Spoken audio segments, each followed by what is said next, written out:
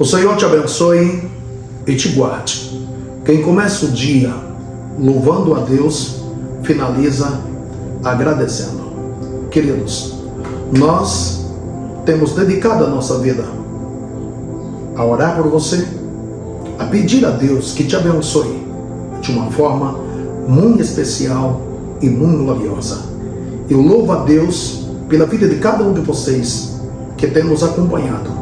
E nós temos o privilégio, a honra de poder levar até você uma porção da palavra de Deus. É como se fosse o pão de cada dia.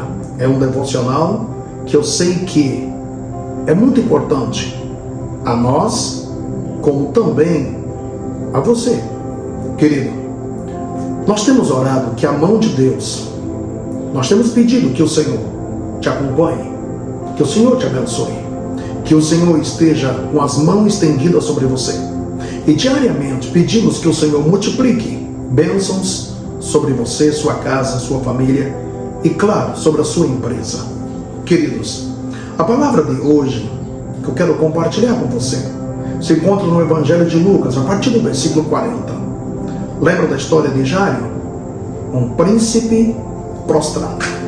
Queridos, após Jesus voltar de Gadara, onde ele libertou um homem, mas a população daquela cidade lhe rejeitou, ele volta para o outro lado.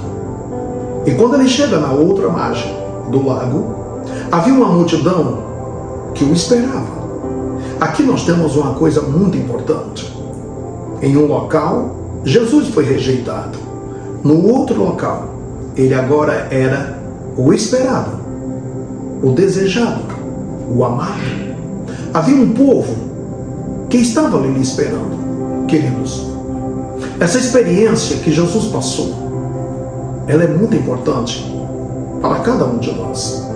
Tem pessoas que entram em crise, em dilemas, quando eles passam por um processo de rejeição, quando eles passam por um processo de perda, de prejuízos, quando eles passam por um processo de sofrimento, quando alguém lhe diz não, quando alguém lhe pede para se retirar.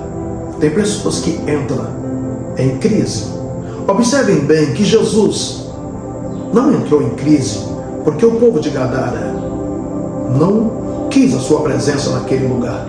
Queridos, tem lugar que você não é bem-vindo.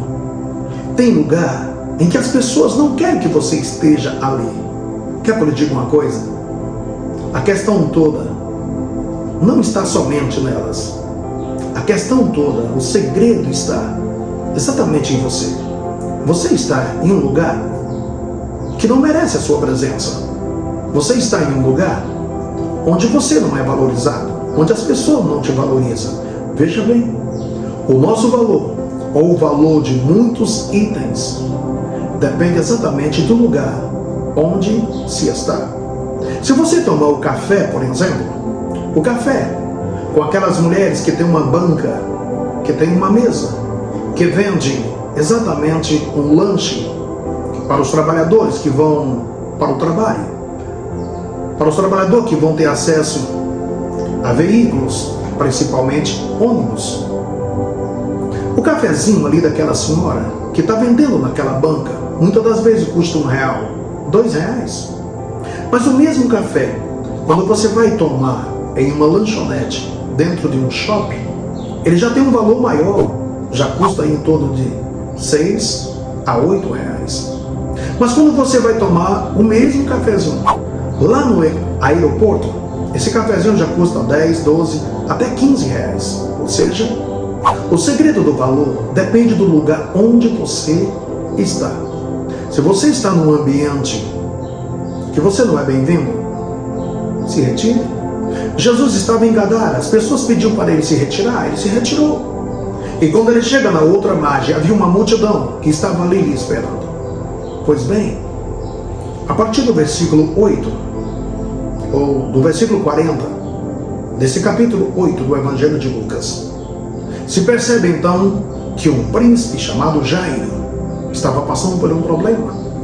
Ele tinha uma única filha, e essa única filha estava doente. Você que é pai, você que é mãe, sabe muito bem. Quando nossos filhos estão com problemas, nós também estamos com problemas. Quando nossos filhos estão passando por uma calamidade, por uma dificuldade, os pais também estão passando por esse mesmo processo. Lembra da mulher cananeia? A filha dela estava com problema. E ela foi até Jesus e disse: Senhor, tem misericórdia de mim. Veja que ela pediu misericórdia para ela e não para a filha. Exatamente porque o problema dos filhos é problema dos pais. Ou seja, os problemas dos filhos são problemas dos pais, queridos. Assim era o Jairo. Lá na casa dele, a filhinha dele, a única filhinha que ele tinha, a amada da casa, estava agora doente. E claro, ele deixou todo o seu orgulho e foi ao encontro de Jesus. Ele sabia que ele não tinha condições de resolver. A sua posição de príncipe da sinagoga não resolveria aquele problema. As suas amizades não resolveria aquele problema.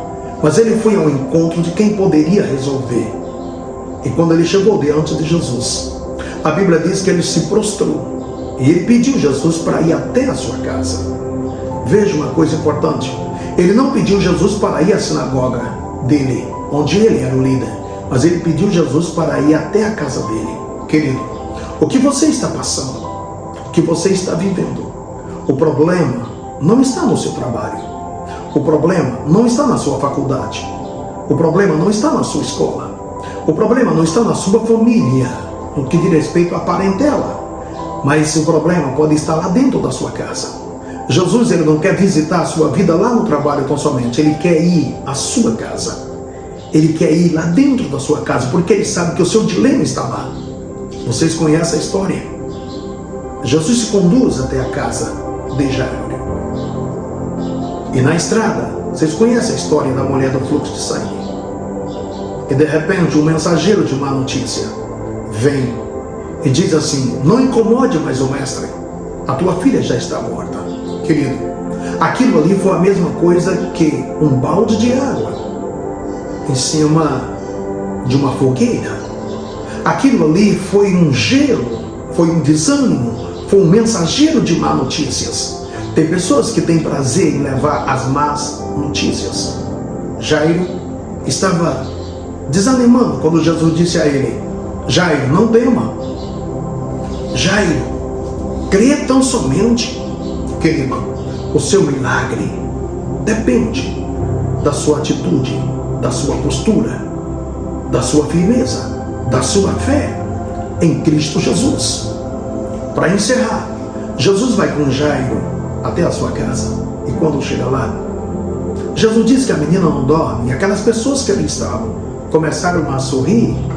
Ali estavam muitas pessoas que não eram sinceras, que não eram verdadeiras, que não eram autênticas, que estavam ali só por estar.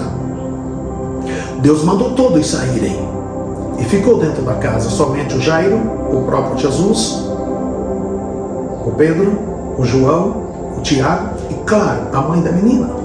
Quando as pessoas saíram, Jesus disse à menina: Talita cumi, levanta-te.